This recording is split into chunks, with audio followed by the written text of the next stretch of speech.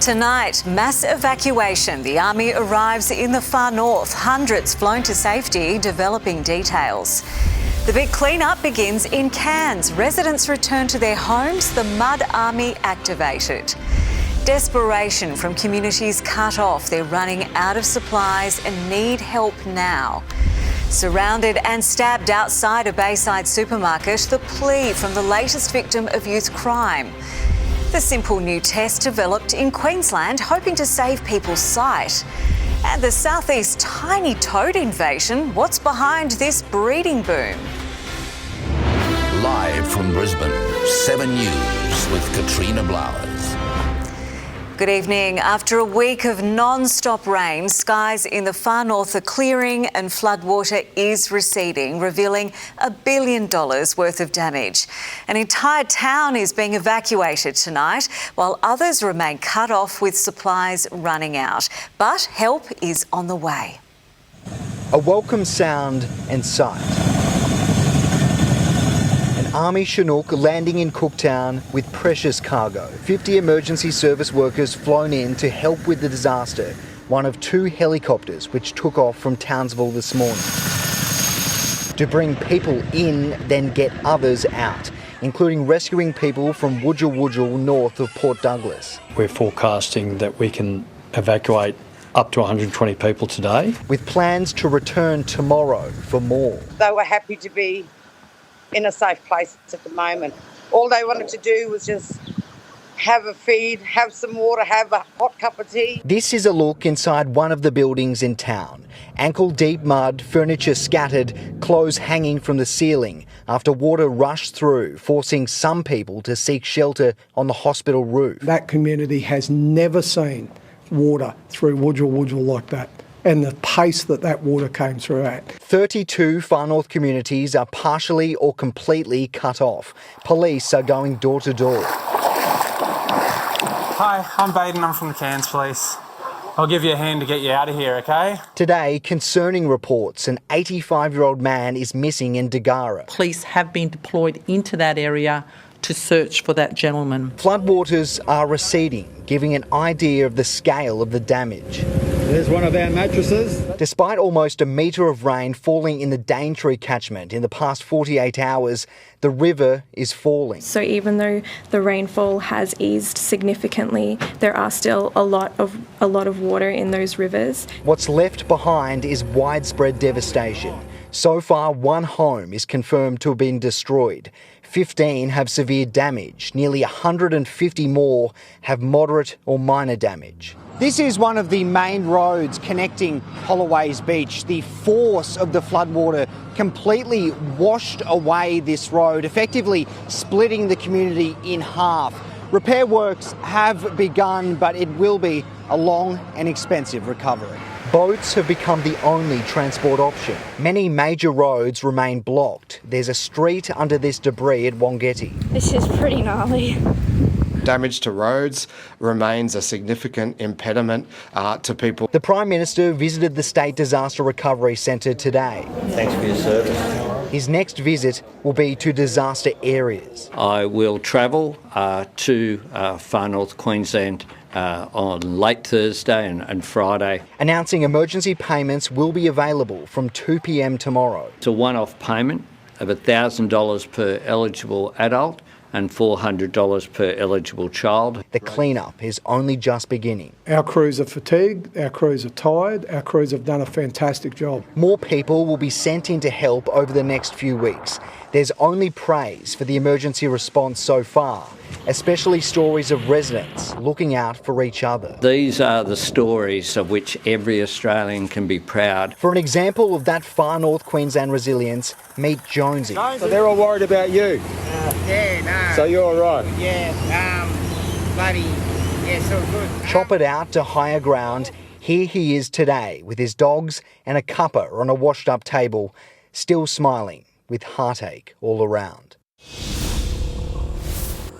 The sun has been out today and those floodwaters are receding quite rapidly. Now the full extent of the damage is apparent. More than 1,000 insurance claims have been lodged already, a number expected to grow, with that cleanup expected to take months. The good news today, the airport has reopened. The first flights resumed this morning after thousands of litres of water and debris were moved out of the runway. The bad news is holidays have been cancelling their flights to here in Cairns, with tourism chiefs begging people to still come and visit to soften the blow of this disaster.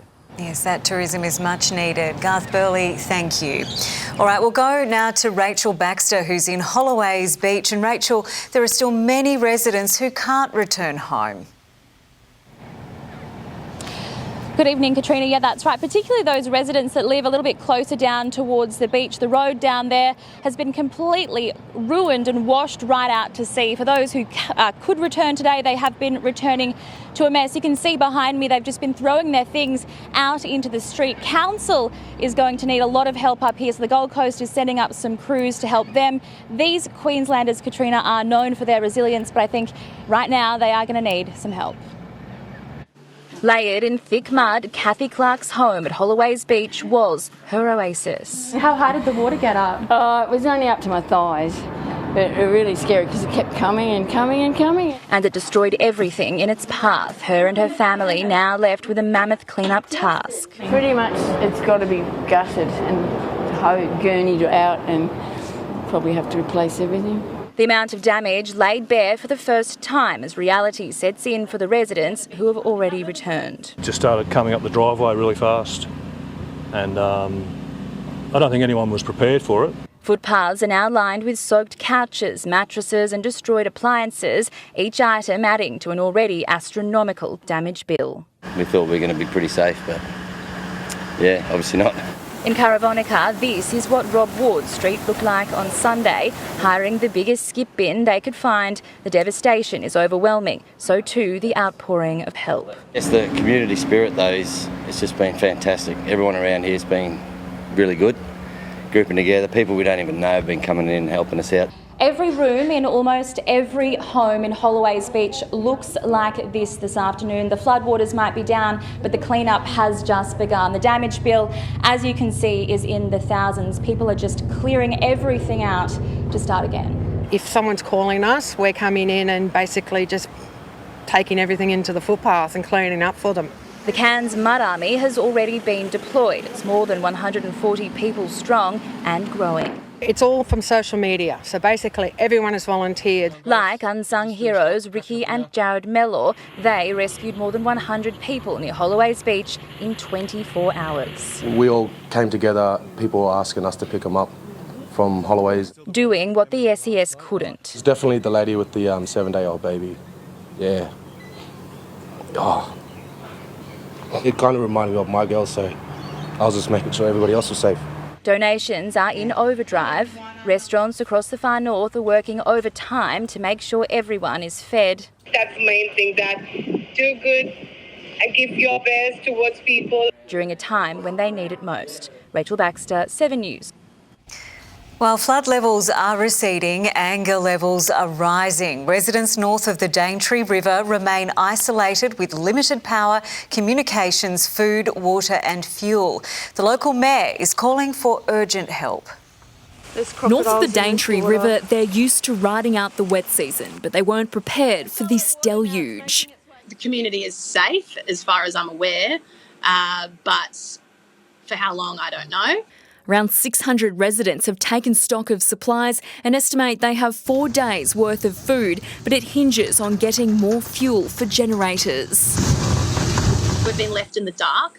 No one has contacted us. We don't know what's going on. We don't have the resources for it. We need external help. The government says resources have been tied up helping rescue residents from roofs, but assure help is coming. We are aware of the essential need to get food, water and in particular medical supplies into those communities, and that is occurring today. With floodwaters receding, there's time for reflection. The Douglas Shire Mayor taking aim at the Weather Bureau. Beggars belief, the fact that this wasn't seen somewhere beforehand. The Bureau says it was on Saturday the situation began to evolve rapidly. By the afternoon, emergency services and councils were being briefed. The first warnings issued around 9 p.m. So acknowledging there wasn't a lot of lead time, and we started seeing those rainfall rates really change in the early hours of Sunday morning.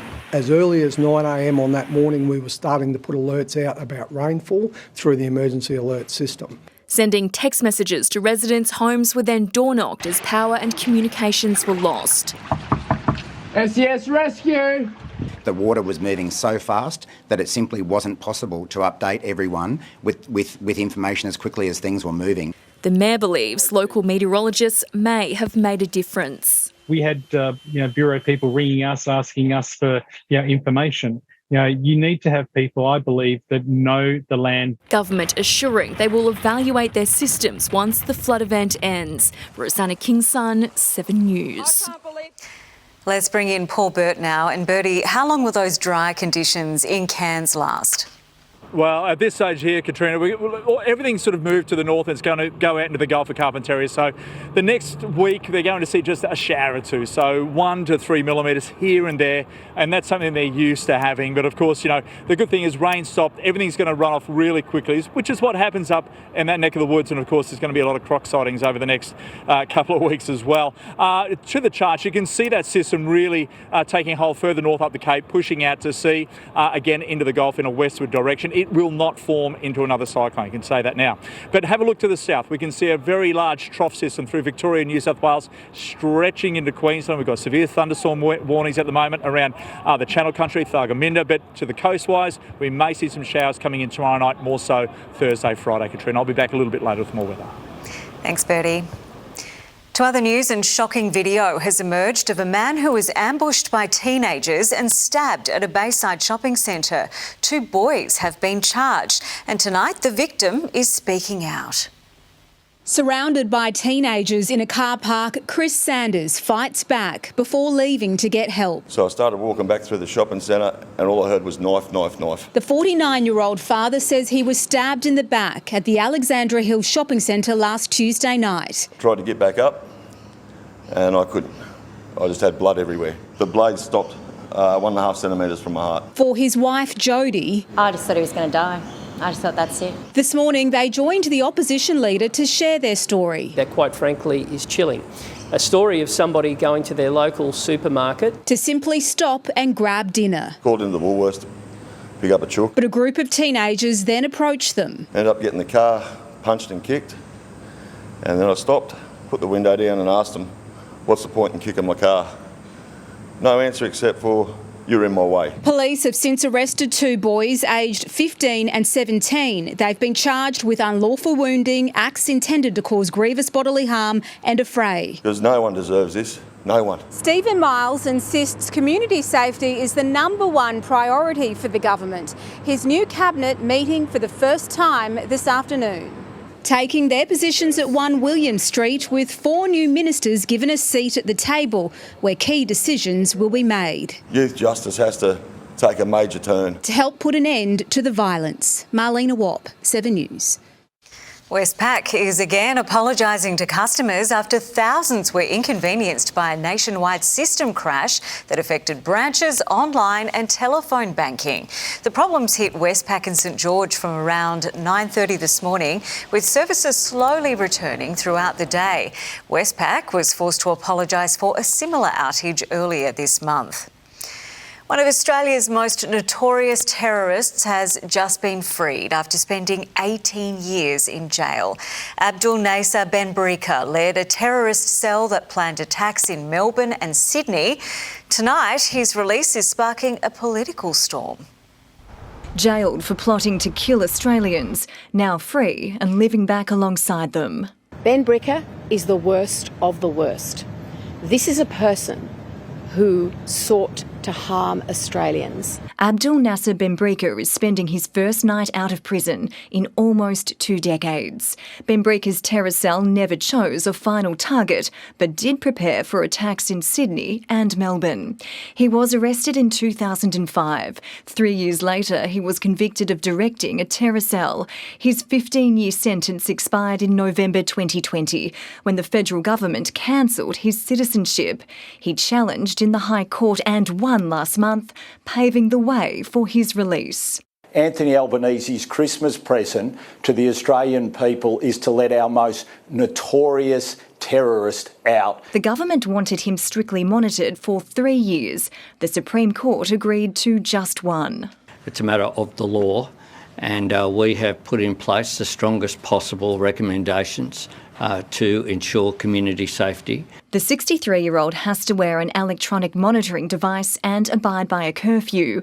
He's banned from communicating with prisoners. He's not allowed to use the mail. He can't use a mobile phone other than what's provided to him by police. The Attorney-General wanted another condition banning visitors to the family home without prior approval, but the judge refused, saying it would have prevented Benbrika's wife and children from having friends drop in and would have stopped tradespeople from entering the house. The supervision order will be reviewed after a year. Emma O'Sullivan, 7 News. A sous chef has been charged with murder, accused of stabbing his colleague to death in the commercial kitchen at Canberra's National Zoo. Staff found the 29-year-old woman's body in a storeroom after hearing her screams. The alleged killer needed surgery for self-inflicted injuries. He faced a hospital court hearing today, and the zoo is expected to reopen tomorrow. The Albanese government is pushing ahead with a plan to cut annual immigration numbers in half, despite fresh criticism from advocacy groups. In a controversial letter to the Prime Minister, they claim migrants are being used as scapegoats for the housing crisis. State and federal ministers with migration on their minds, meeting to discuss major new reforms to cut this year's record 500,000 intake in half, helping to ease the housing squeeze. Stop scapegoating migration as the cause of Australia's housing crisis. A coalition of 40 housing and community groups writing to the Prime Minister and opposition leader, saying it's nonsense to blame overseas migration. The government's certainly not blaming anyone. But with 1.6 million new arrivals expected over 5 years, the opposition says migrants are making the problem worse. Yes, they are, because they're at record numbers. We've never had to absorb people like this before. The community groups say it's a chronic undersupply of social housing and government handouts to investors driving the shortage and pushing up rents. Only fixing government policy is going to solve this problem. We've had a priority as a government to boost the supply of housing. Aiming to build 1.2 million homes over the next 5 years, including 30,000 social and affordable houses. But a huge shortage of trades is making that difficult. The construction industry says it's 50,000 homes short of its target 200,000 new builds this year alone. We don't think we need to prove there's a tradie shortage. There is one. We need more people in our industry. We need them fast. Unhappy tradies were left off the new priority migration skills list. This is like trying to build houses, new houses, with one hand tied behind your back. Rob Scott, 7 News. Britney Higgins and her fiancé are flying to Paris and then onto a new home in the south of France. Higgins seems determined to make a new life, bolstered by a $2.4 million government payout. Au revoir, Australia. All in white, Britney Higgins and her fiancé farewell family and friends at Brisbane Airport last night, business class bound for the south of France and their new home in rural Lunas. 700 kilometres from Paris, 17,000 from Canberra. Higgins posting, "No matter how far or how wide I roam, I still call Australia home." It follows evidence the government paid Higgins $2.4 million revealed at Bruce Lehrmann's defamation trial, which today heard from Higgins' former boss, Chief of Staff Fiona Brown, who says despite Higgins not yet making an allegation, Ministers Linda Reynolds and Alex Hawke pushed Brown to go to police, not because they cared about Miss Higgins, but because they were worried about covering themselves so they could say they did something that afternoon, asked Lisa Wilkinson's lawyer. Yes, Ms Brown replied.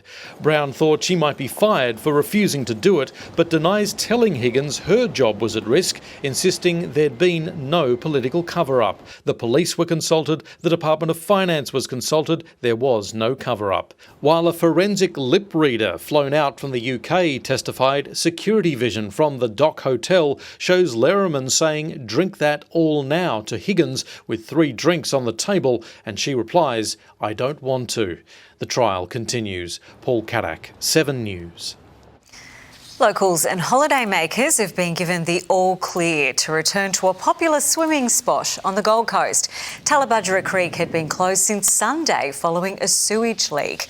Council says several water samples were taken over the past 2 days, with results now revealing the creek is safe for swimming.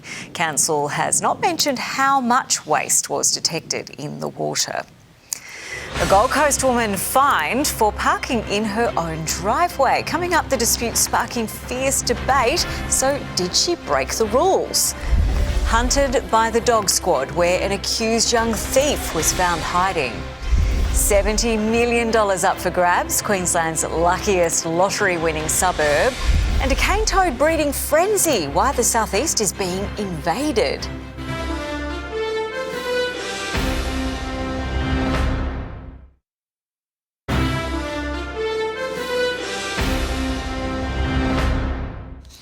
Welcome back. The dog squad has been called in to help arrest a man in Townsville wanted over property offences. Officers tracked the 18-year-old for nearly 20 minutes through backyards around Condon.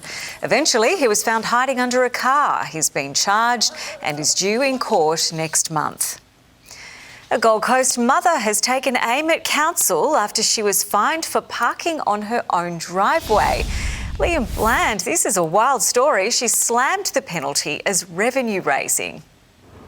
Katrina, the Pimpama mother, is warning other drivers they could be targets for parking inspectors. City officers snapped this pic earlier this month, alleging the mother of 3 was breaking a local law by blocking other vehicles from accessing council land.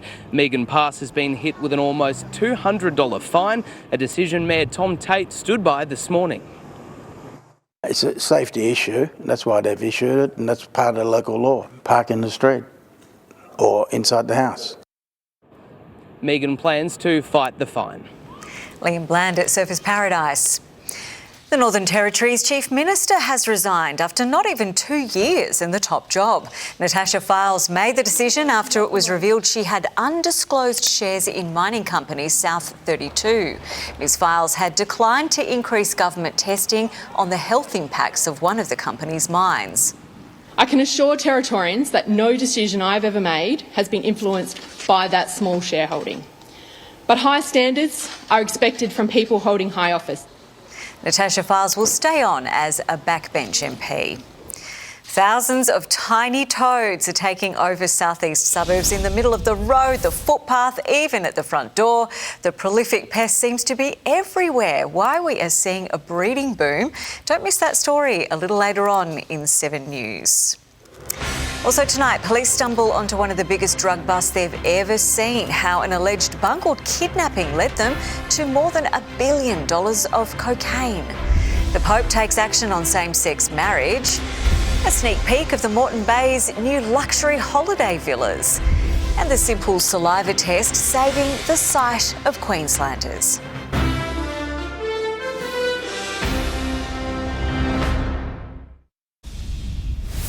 Police have stumbled across $1 billion worth of cocaine stacked floor to ceiling inside a Sydney apartment. Detectives were investigating a suspected kidnapping attempt when the target became the prime suspect.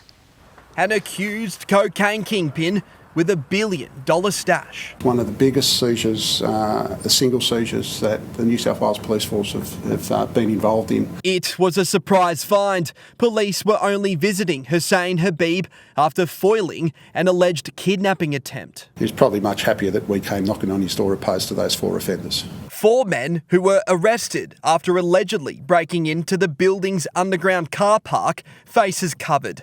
Inside the car, a crowbar, meat cleaver, knife, box cutter, gloves and zip ties. I will refer to those items as a kidnapping kit. The intended target was identified hours later, found in his unit, police say, with sports bags stuffed full of cocaine. We certainly didn't expect that large quantity of drugs, certainly not 722 kilos. The 24-year-old Melbourne man had been staying there for 3 weeks.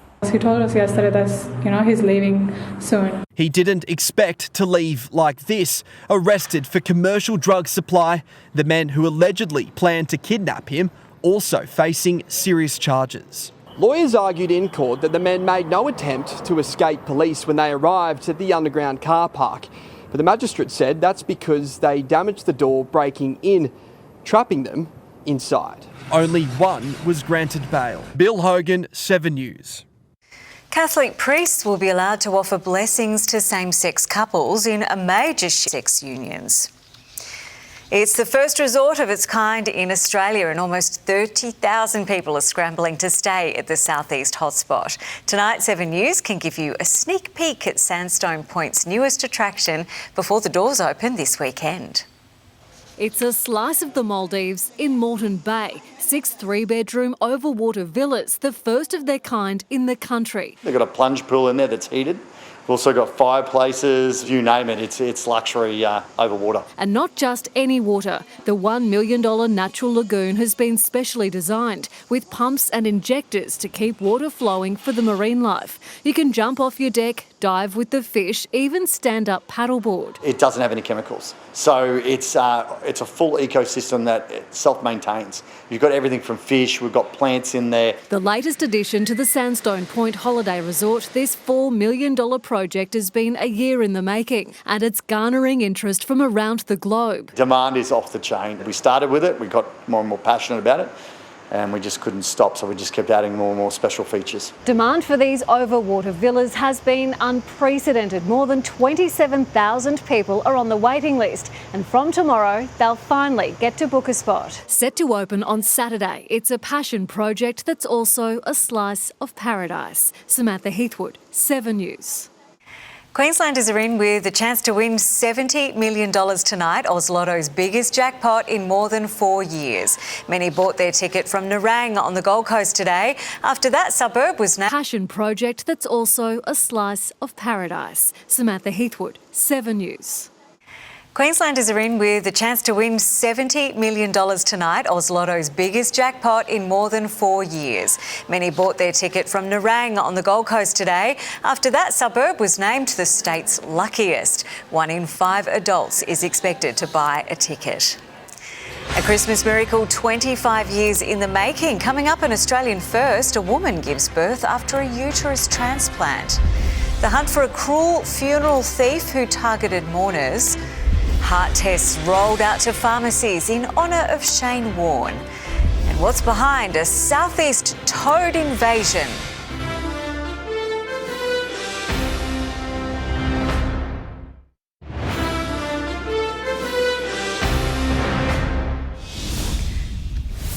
A manhunt is underway to track down a cruel thief accused of targeting a funeral. Police say he stole a woman's vintage handbag while she was farewelling her mother. How can someone do that? What's their motivation? I know times are tough and I know people are struggling, but this was a funeral. Ms Tao hopes the theft will lead to tighter security.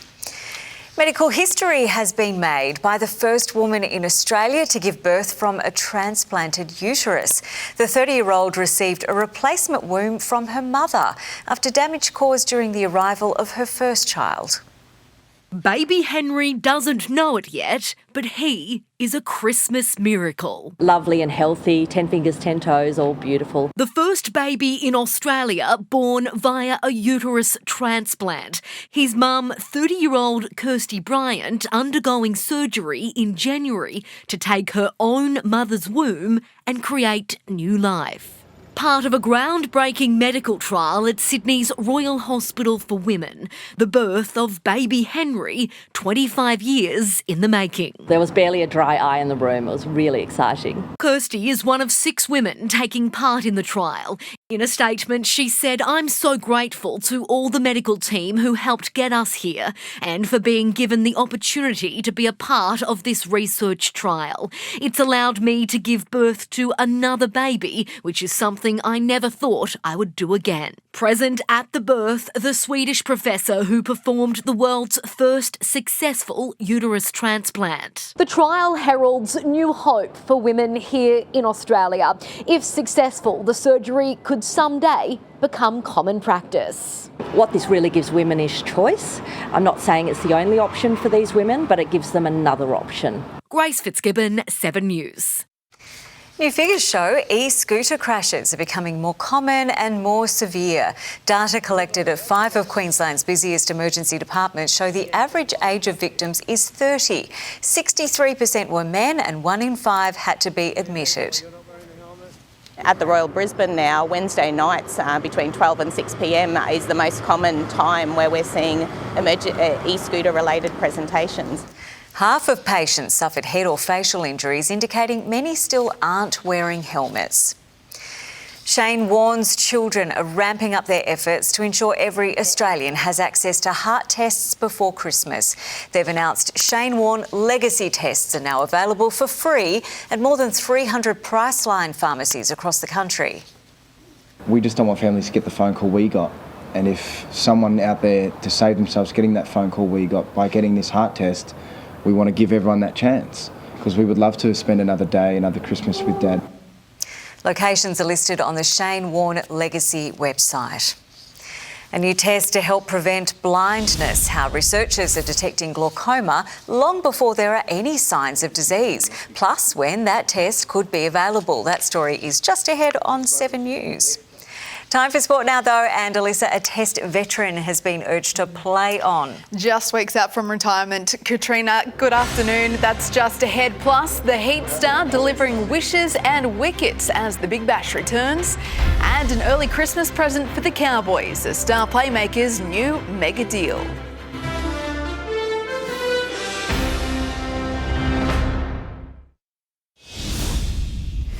Another domino's fallen in the NRL's playmaker signing frenzy. In-demand Maroon Tom Dearden committing to his future to the Cowboys. The 22-year-old's inked a mammoth new deal to remain in North Queensland until the end of the decade. Mitch Crone has the inside details.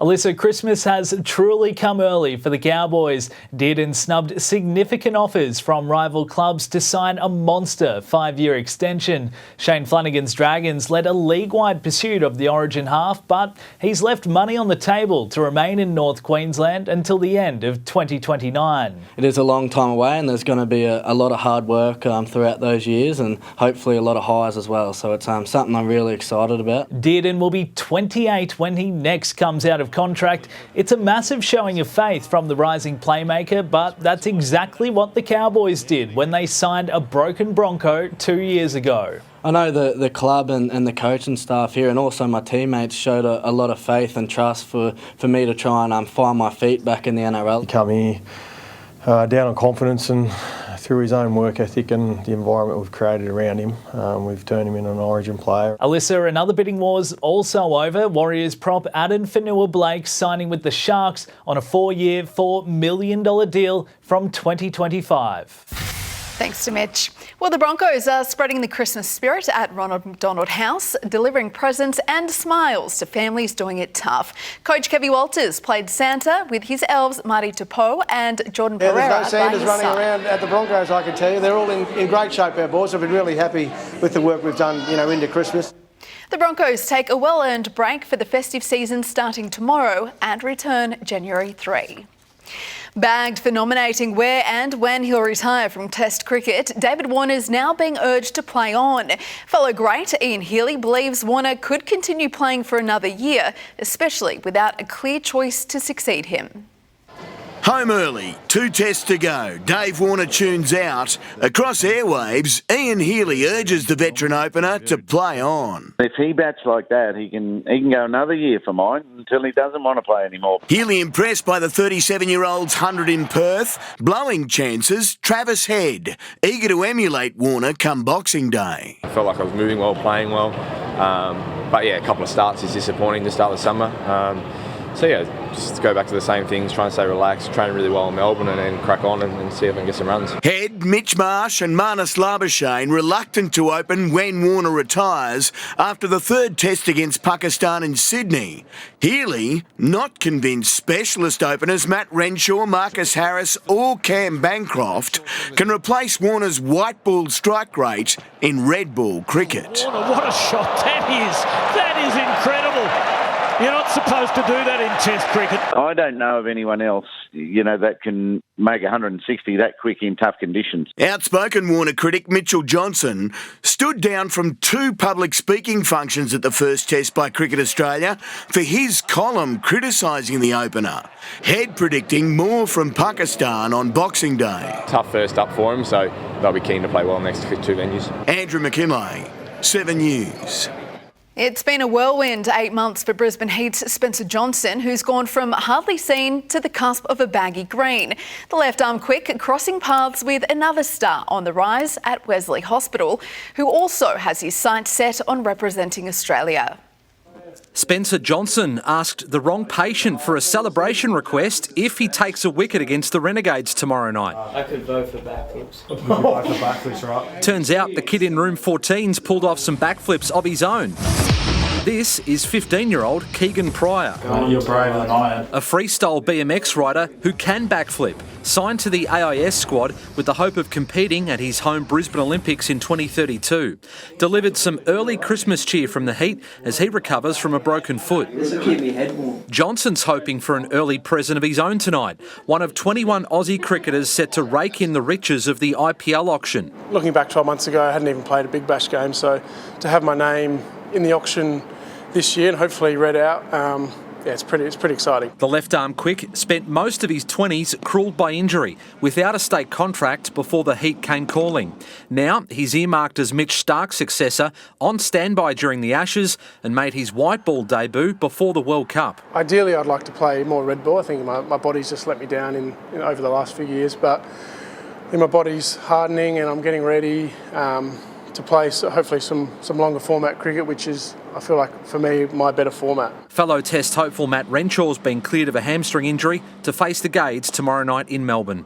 Brett Thomas, 7 News.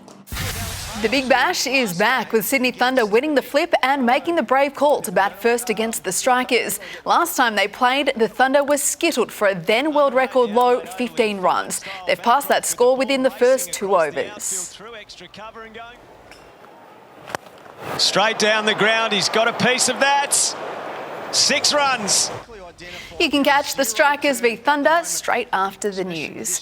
And news just in, Katrina. Speaking of the Aussies in the IPL auction, Travis Head has gone for a cool $1.22 million. Whoa, that's incredible. Well done to him. Thanks, Alissa.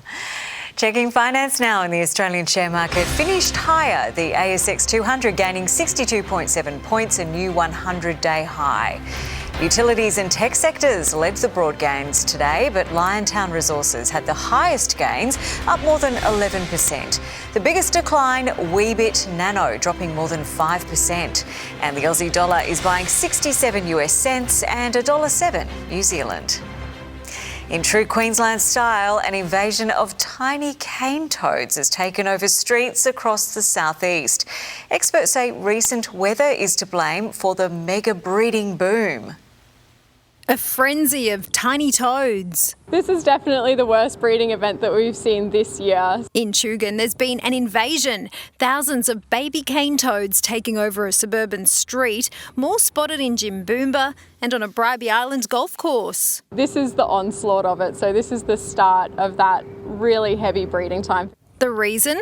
Weather. Recent humidity and rain causing a breeding boom. A single toad can lay 35,000 eggs, a prolific pest that's poisonous to pets. Cane toads can be extremely toxic to them, and what's also quite dangerous about it is that the toxin takes effect very, very quickly. Even a single bite or lick can be deadly.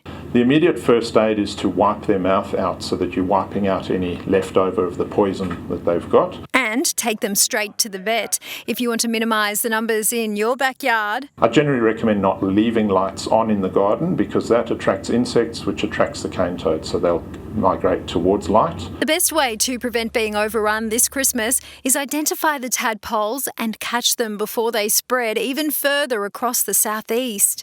On the Gold Coast, Amanda Abate, 7 News. Now let's take a look at entries into this year's Christmas Lights People's Choice competition. And Richard Dornhart is celebrating 10 years of running Christmas lights at 4 Berwick Close Middle Park. The display is synchronised to music and includes water fountains and smoke bubbles. A visit helps support the Starlight Foundation and Bowel Cancer Foundation of Australia. Richard tells us the whole community gets involved setting up the lights. Good on them. And check out Matthew Barwick's home at 27 Minamine Street in Stafford. He's taken inspiration from artist Banksy for his Santa display. Forget the girl with flowers, it's the man in red with stars. There's a big flower too, as well as a frosty that shoots snow, thrilling the kids. And you can vote for your favourite by going to kiss973.com.au for your chance to also win $500. Preventing irreversible blindness caused by glaucoma. Coming up, how a new genetic test is saving Queenslanders' sight. And there's a few showers on the horizon. All your weather, everybody, coming up after the break.